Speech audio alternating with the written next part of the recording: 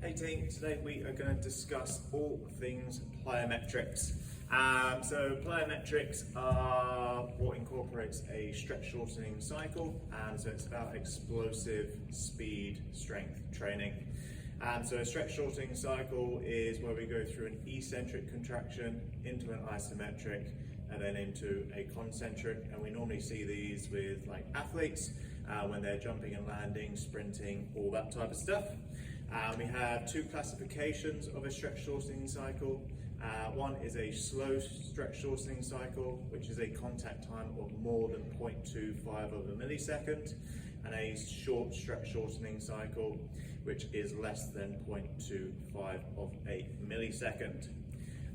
What are the benefits of plyometrics? Well, I've written down 11 on here, but for me the main ones are increase in bone mineral density, especially in females. This is super important because as they approach menopause, postmenopausal, hormone levels change, they're at much higher risk of osteoporosis or brittle bones, and then that means that when they fall over, they're going to be more likely to break. So it's going to be like a preventative type of training for them alongside their strength work and all that type of stuff. Another thing is it improves what we call rate of force development. So one of the main reasons that elderly clients generally tend to fall over is because they don't have the rate of force development to quickly lose balance and then suddenly put their foot out in order to be able to position it to improve balance and stop themselves from falling over. So doing this type of training with elderly clients is super important as well. It's also the most intense muscle action that we can possibly do. So for example, you're going to be getting anywhere between 2 to 5 times body weight, potentially on a single leg in a split second. Like, it's a huge amount of loading that muscle has to take on a lot of work, and because of that it has a really high metabolic cost as well, which means that we're able to improve speed and strength and fitness. Heart rate's going to go through the roof, breathing rate's going to go through the roof, and we're going to be able to burn off lots of calories and lots of fat. Now, because of that high intensity nature of the exercise, we do need to be mindful of the amount of loading.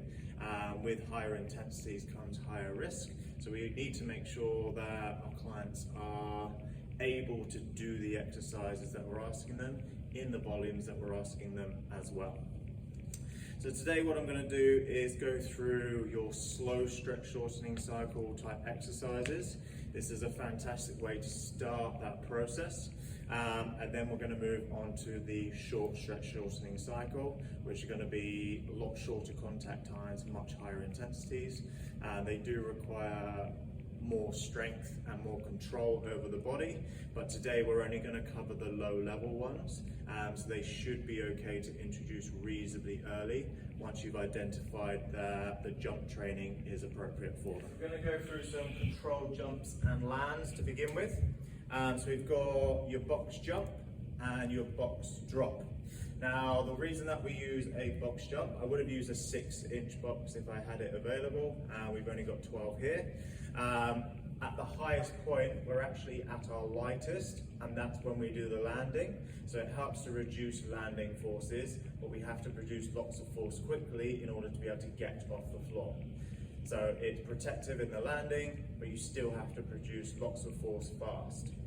So to show you what a box jump looks like, we can go hands on hips and do it purely as a concentric squat jump.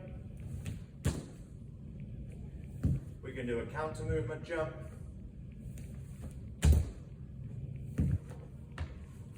And we can start using the arms as well. From there, we want to start looking at knee alignment. So as they're jumping, are their knees collapsing in? Do they have the ability to fully extend off the floor? How are they landing on the box? Is it nice and light? Are they having to lift? Are they strong enough to be able to do that? From there, we can have a look at the landing itself. So I'll do one from the side and one from the front as well. So this exercise is called box drops. So it's always to a set high, drop and land. And then from here,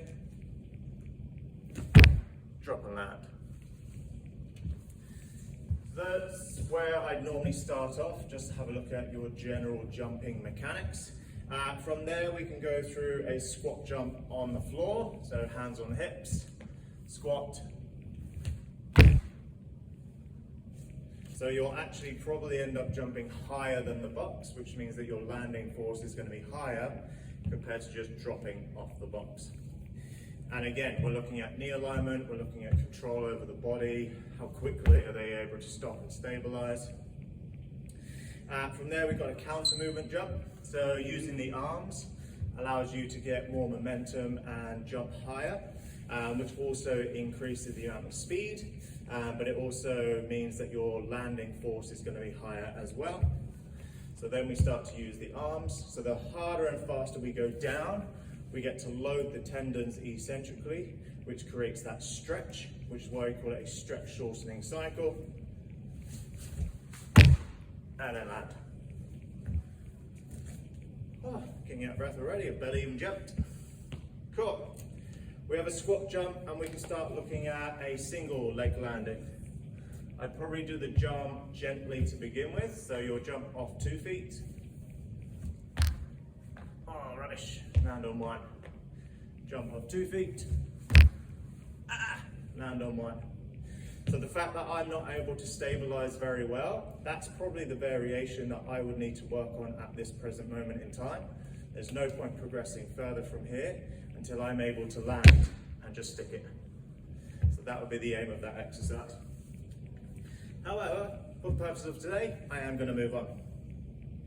Cool. Then we've got things like your single leg box jump. Yeah. So starting with a single leg, you can land on the opposite leg to begin with. So it's almost like a bound. And then we've got your traditional single leg hop, where you land on the other leg. From there we can start looking at getting rid of the box. So I'll remove that. And we've got exercises like horizontal jump. So from here, jumping forwards, that's going to change the direction at which we're loading the bones as well. We've got your bound and stick, so jumping from one leg to the other. Let's make sure I'm still in camera. And again, looking to stabilize within 2 seconds. And then we have our hop and stick, so I'll go from side on. And I'll go more from front. Cool, so these are all jumping and landing. They are fast, they are explosive, but they are slow stretch shortening cycles. So they're not truly plyometrics.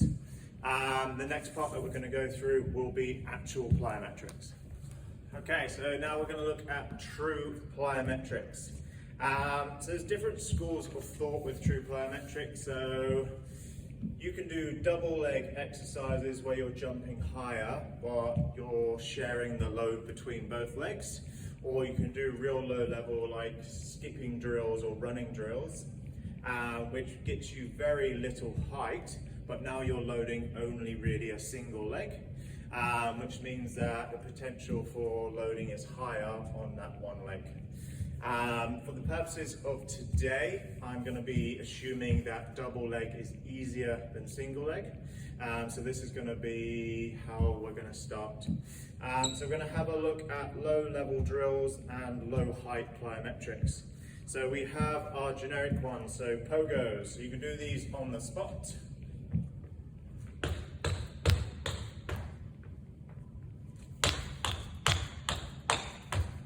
So what we're looking for is an almost straight leg on landing, very little knee bend, and you'll find that it'll be much faster off the floor. If we see someone doing this,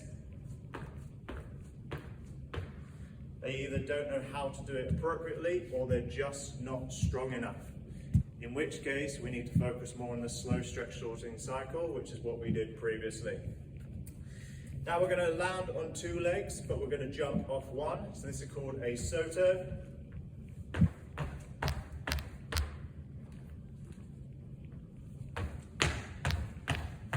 This is progressing towards single leg loading.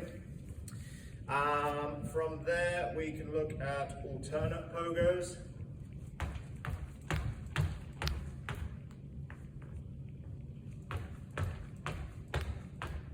So you're only getting that one contact on each landing.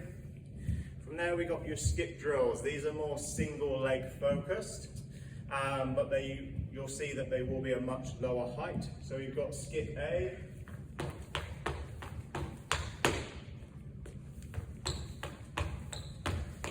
See that you're working on balance and coordination while doing this. Skip B, so skip A is just up and down, skip B is around, kind of like riding a bike.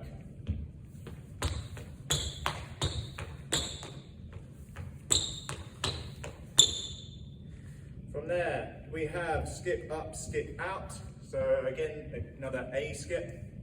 Now we can start changing the direction that we go in. We can alternate.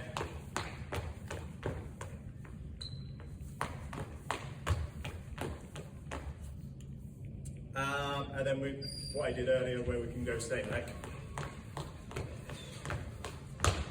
Drills like your bouncing type running drills. So we've got scissor bounce, running drills, so C run, A run, B run. And then we've got switching drills, so you've got A switch and B switch. So we're going to have a scissor bounce, so straight legs. Focusing less on the speed of the movement going forwards and more on getting height.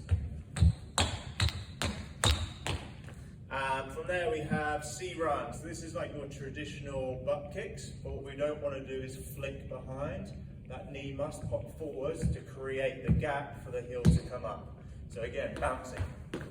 And it should be very relaxed. We're not actively kicking the bum. Hamstring doesn't do anything. When we fire the hip flexor, it should just pop.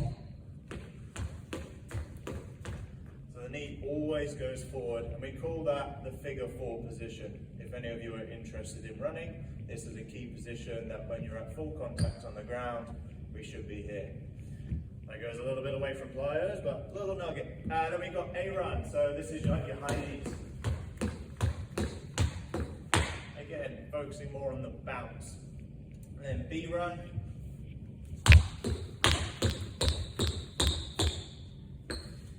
We've got switch A.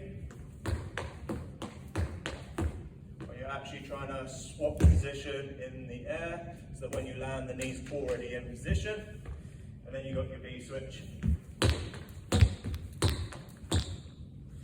Again, lots of impact on landing, getting the hopping in between. And then we go on to like your single leg hopping based drills. So we go left, left, right, right, either or.